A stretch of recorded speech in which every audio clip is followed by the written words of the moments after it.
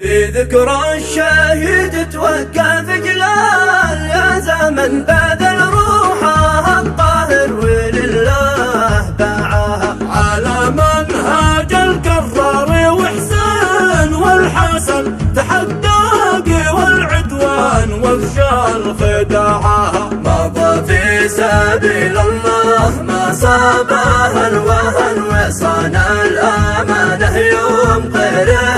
أضاعها بروحية الإيمان وشموخ ذو يزن حماها وخاض الحرب قبل اندلاعها صنع من شموخ جباله السيف والكفن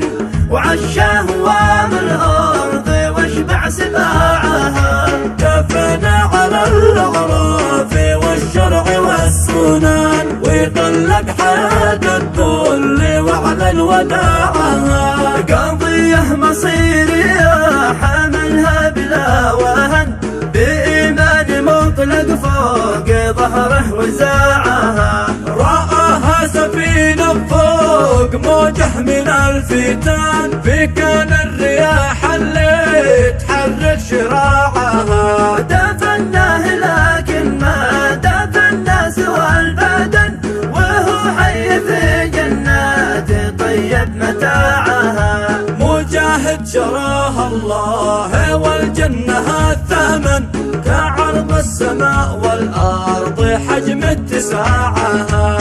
طبيعي إذا هما اليماني في اليمن وقد استراها وافتداها وطاعها فتبت يد أعداها وتبت يد الخوان وتبت يده من خان أرضه وباعها طبيعي إذا هما اليماني في اليمن وقد استراها وافتداها وطاعها